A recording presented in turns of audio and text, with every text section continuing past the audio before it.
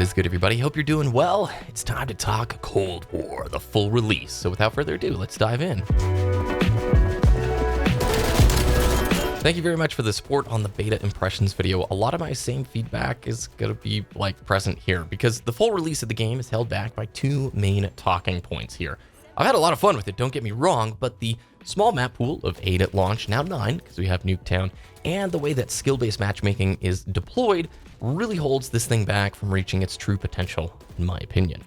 And if those are adjusted and those things are changed, this will be one of the best Call of Duties in years, in my opinion, of course. Now, if you're a classic COD fan, on paper, mechanically, this should be a dream come true. It's Black Ops 1 movement mechanics with a slide. There's no jump jets or advanced mobility or wall running, and the gunplay is actually fairly darn fun. I've really enjoyed myself when I get into a rhythm and play on some of the good maps, and players aren't playing too slow and it's not overly sweaty. It has the potential for just extremely fun gaming sessions. But on the light content side, 8 maps at launch, now 9. I timed this video right around the launch of Season 1 because Season 1 was supposed to go up December 10th. It's now the 16th. It got delayed 6 days. Kind of good, right? Because Cyberpunk's also on December 10th. But it is supposed to bring with it new maps, and Black Ops Cold War desperately needs that. You're going to end up playing the same 3 maps all night long if you're running 6v6. And that is very tiresome and fatiguing and doesn't make sense to me, especially since Cold War is in the Black Ops 3 engine. It's not the Modern Warfare 2019 engine, which I think is what, IW 8.0 is what it's called. I have a hard time believing out of, 500 or 600 some odd COD maps, it's probably more than that.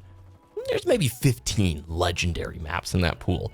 Why wouldn't you just bring back some of those classics? I have to believe that since it's on a similar engine, that maybe porting one of those maps over wouldn't be as heavy a workload as designing an entirely new map from scratch with, all new art assets and testing out the new geometry and sightlines.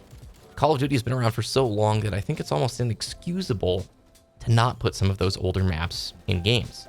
I really don't like the take where, hey, that's just lazy, they're using an old map. No, man, if it's a tried and true classic map, please bring it back. Halo players know all about this. We really cling to the classics because they offer fun gameplay. Even if they don't always transfer over mechanically, they generally do perform better than sometimes the risk-taking new original map designs. Now, with Season 1 delayed, if you haven't already picked up Cold War just yet, wait and just see if there's a bundle that includes the Season 1 pass. And I mean, if you played Modern Warfare 2019, you know that through the course of the year, as more maps got added, it became a much better experience. Conundrum of COD, right? As it gets dialed, we move on to the next game and start the cycle once again. Now, skill-based matchmaking is an extremely nuanced topic. There are a lot of different elements in play here. My stance on the matter is that if I cannot see myself progressing, then there's a demotivating factor psychologically to always playing harder and harder opponents. And make no mistake, casual Call of Duty is gone. It's not just the skill-based matchmaking in the picture. While yes, it is there specifically to protect a lower player skill bracket, people who are just getting into the Call of Duty franchise, it also in tandem now is coinciding with a world where players are just a lot better at Call of Duty in general. The era that if you're in your 20s, the era of gaming that you grew up with, where you matched on connections in older Call of Duties, then it would split the teams up by skill. That's gone. That's just not going to happen anymore. You're not going to have those hodgepodge lobbies where there's a wide variance in skill levels. You're going to be playing a lot of people who are similar to you, pushing hard, trying to do as well as possible. And yeah, it can get very, very sweaty. And I've never felt that Call of Duty has been the most fun game to sweat in. I've always liked it because of the arcade FPS experience. That's what drew me towards it. If I'm going to go play a competitive FPS, and let's say you're on the PC, there are a lot of other options to choose from that may feel better to you in a try-hard environment where you're giving it your absolute all. Now, I'm a middle-of-the-road player when it comes to Call of Duty. I have no interest in beating up on bot lobbies or ruining the experience for others, but the real issue here is that lack of visibility for your skill. From a psychological standpoint, if you could see what your skill rating is, I don't really have that big of a issue with SBMM remaining. I'd like it to be tweaked a little bit, maybe loosened slightly, but you can then see the progression.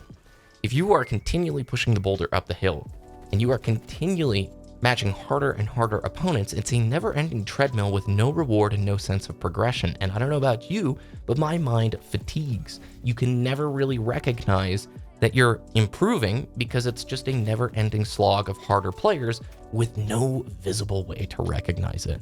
I truly think the Halo 3 ranked and social distinction split was one of the best ways it's ever been done within gaming. Ever, dude. Like, you had the option to go into the social pool, which was more lax, it was wider skill variety, and then when you wanted to play ranked, you played ranked.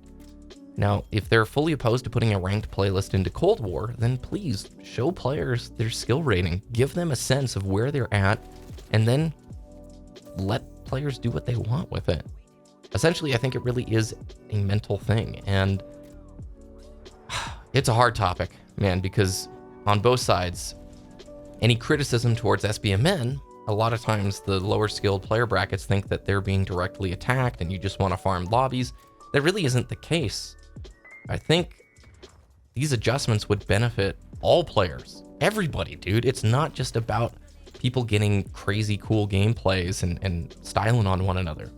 There's another big factor in the conversation that has to be talked about here, and that is, you were gaming 10 years ago in the early days of Call of Duty. YouTube was just starting, okay? There were not people making their living off of content creation.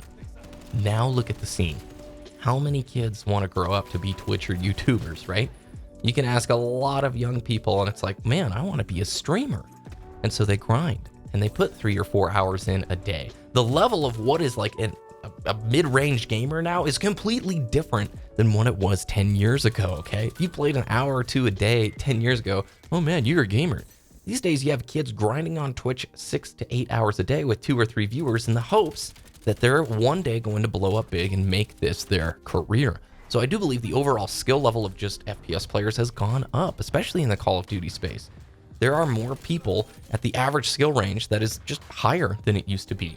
Now you pair this again with the skill-based matchmaking system and you have a transformed experience where a lot of the old school players come back and go, whoa, what is this? This is crazy. This is not what I remembered. I'd really like to hear what you guys think about the whole skill-based matchmaking thing down below. Does it impact your experience, and how so? What's a good solution or adjustment if you don't like it? I'd just really be interested to hear what you think. I know it's a nuanced discussion and there's 80,000 factors in play. And hey, at the end of the day, I don't really think anything's going to change, which is kind of sad because these developers and publishers have their numbers, they have their stats, and they have their focus groups, and they're going to probably act off of those, especially the statistics, more so than us.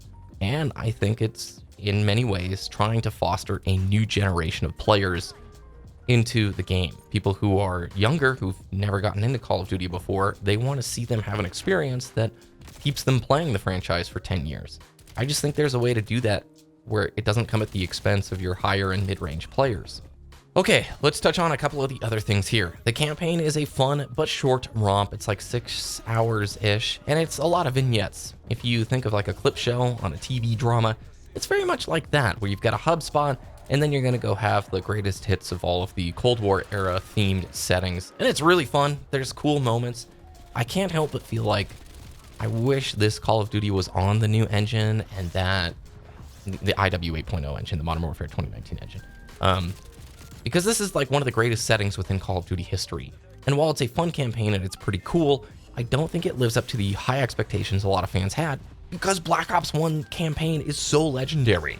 Just mention the numbers, Mason, to anybody who's played COD, and they'll light up. It's such an iconic moment.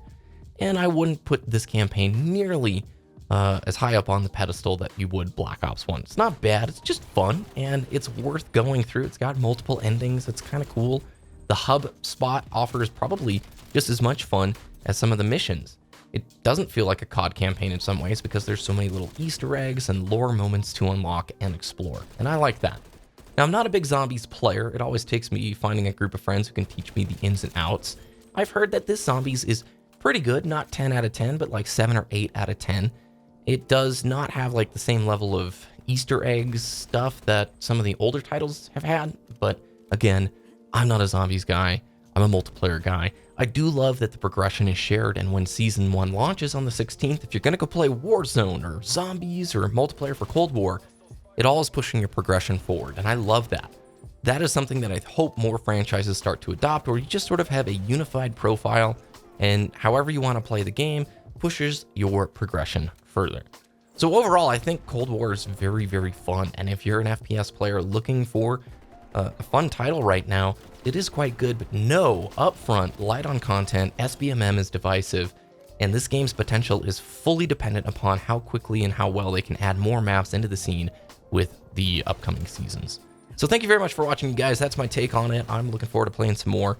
What do you think? Let me know down in the comments below. Subscribe to the channel, do those YouTube things if you enjoyed. Follow me on Twitter at BBKDragoon. Have a great rest of your day, and I will see you again very soon.